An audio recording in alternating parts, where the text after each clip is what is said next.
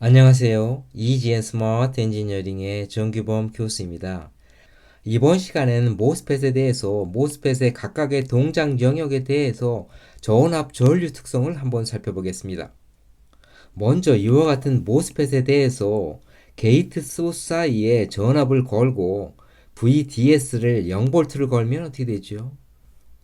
소스 단자는 이와 같이 기판과 연결되어 있기 때문에 이와 같은 절연체에 대해서 게이트 쪽에는 플러스가 차지되겠고요. 반대쪽에는 일렉트론이 몰려들게 되겠죠. 이와 같이 해서 채널이 형성되게 되겠습니다. 그렇다면 이와 같은 채널이 형성되기 시작하는 가장 낮은 전압 무엇이라고 했죠? 바로 스레스홀드 전압이라고 했습니다. 따라서 게이트 소스 전압이 스레스홀드 전압보다도 작다면 이와 같은 채널이 형성되지 않겠죠.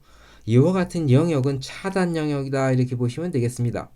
따라서 차단 영역에서는 채널이 없기 때문에 드레인 소스 전압을 걸어도 이와 같이 드레인 전류가 흐르지 않겠습니다.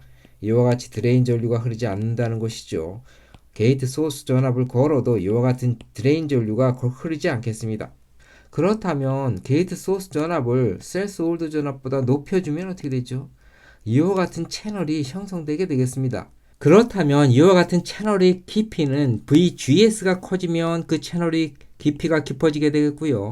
VGS가 작다면 채널의 깊이가 작아지게 되겠습니다.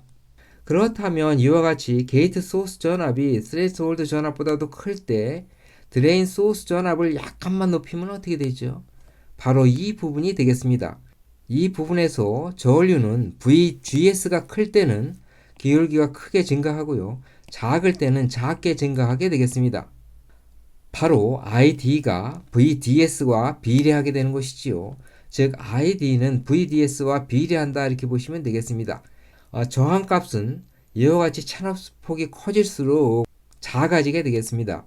바로 이 기울기는 R분의 1이 되기 때문이지요. 그렇다면 VDS 값을 좀 더 키우면 어떻게 되죠? 이와 같이 드레인 쪽에 플러스 전압이 걸리기 때문에 게이트에서 드레인 사이의 전압, 이 전압이 점점 더 작아지게 되겠습니다. 따라서 이쪽 부분에 게이트와 드레인 쪽 부분에 채널이 점점 감소하게 되는 것이죠. 이때 전류는 어떻게 되죠? 드레인 소스 전압을 올림에 따라서 ID 전류는 일정하게 증가하다가 점점 증가폭이 점점 더 감소하게 되겠습니다. 바로 이와 같이 되겠죠. 이때 드레인 전류와 드레인 소스 간의 전압, 게이트 소스 전압 간의 관계는 이와 같은 수식에 의해서 결정되겠습니다. 바로 이와 같은 깊이와 이와 같은 길이, 폭, 여기에 따라서 이와 같은 관계식이 성립하는 것이죠. 여기서 K는 모스펫의 구조와 특성에 따른 상수가 되겠고요. VGS는 게이트 소스 간에 걸린 전압, VDS는 드레인 소스 간의 전압이 되겠습니다. 바로 이와 같이 되겠습니다. 이와 같이 서서히 증가하는 영역, 이 영역을 트라이오드 영역이다 이렇게 보시면 되겠습니다.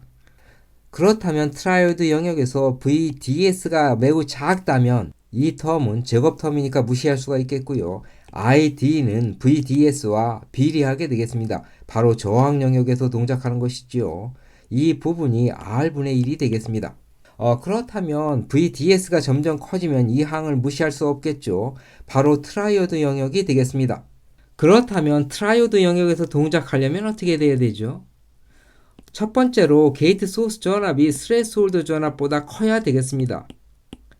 두 번째는 이와 같은 채널이 0보다 커야 되기 때문에 게이트 전압이 드레인 전압보다 스레스홀드 전압 이상 커야 되겠습니다.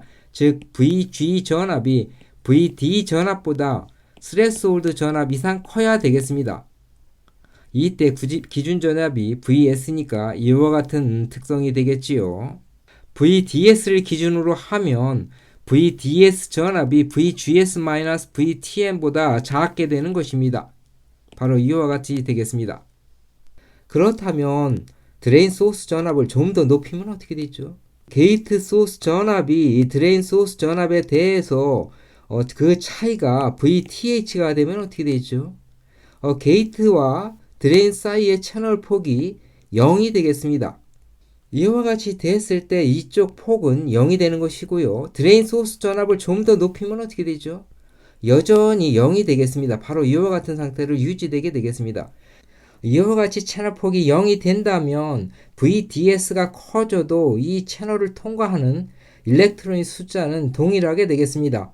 따라서 VDS가 증가해도 포화 영역에서는 전류가 ID 전류가 일정하게 되겠습니다. 바로 이와 같이 되겠습니다. 이때 게이트 소스 전압이 크다면 드레인 소스 전압은 클 거고요. 게이트 소스 전압이 작다면 드레인 소스 전압은 낮게 되겠습니다. 바로 이와 같은 상태가 되겠습니다. 이때 수식은 어떻게 되죠? 바로 이와 같이 되겠습니다. 이와 같은 영역을 포화 영역이다 이렇게 생각하면 되겠습니다. 바로 세츄레이션 영역이 되겠죠. 그렇다면 포화 영역에서 동작하려면 어떻게 되죠? 먼저 VGS 전압은 스레스홀드 전압보다 커야 되겠습니다. 두 번째는 트라이오드 영역과 반대, 즉 VDS가 VGS-VTM보다 커야 되겠습니다. 이와 같은 동작 영역에서 이 전류 특성 잘 기억해 주시기 바랍니다. 포화 영역에 있어서 게이트와 드레인 단자 사이의 채널 폭은 0을 유지하게 되겠는데요. 그런데 실제의 경우에는 이 채널 길이가 점점 감소하게 되겠습니다. 이 전압이 매우 높아서 이 채널의 길이가 감소하게 되는 것이지요. 그렇다면 이 채널의 길이가 감소하게 되기 때문에 이 저항값이 작아지게 되겠습니다. 저항값이 작아진다면 전류가 서서히 올라가게 되는 것이죠. 바로 이와 같이 일정하게 되지 않고 점점 더 올라가게 되겠습니다. 그때 수식은 어떻게 되죠? 바로 이와 같이 되겠습니다. ID가 이와 같이 드레인 소스 전압에 대해서 점점 더 큰 전류가 흐른다 이렇게 보시면 되겠습니다. 이와 같은 효과 채널 변조 효과라고 하고요. 포화 영역에서 실제적으로 이와 같은 현상이 발생하게 되겠습니다. 한편 모스펫에서 P채널 기판의 맨 윗부분 즉 게이트 밑부분을 미리 N타입 세마이 컨덕터로 약간 도핑해 놓으면 어떻게 되죠? 미리 채널이 형성되게 되겠습니다. 즉 스레스홀드 전압이 마이너스가 되는 것이지요. 그렇다면 스레스홀드 전압이 0이 되면 어떻게 되죠?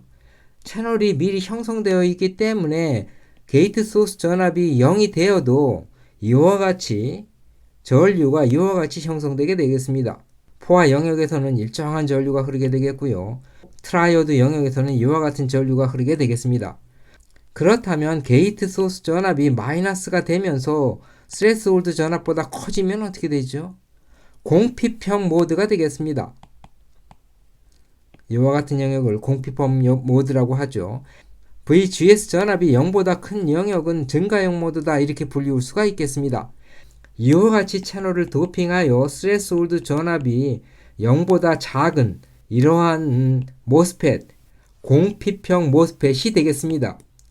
공피평 모스펫은 이와 같이 기호를 이와 같이 표시하겠습니다. 이쪽 부분을 약간 굵게 표시하는 것만 다르겠습니다. 자, 이번 시간에는 모스펫의 전압 전류 특성을 각 모드별로 살펴봤습니다. 여러분 시청해 주셔서 감사합니다.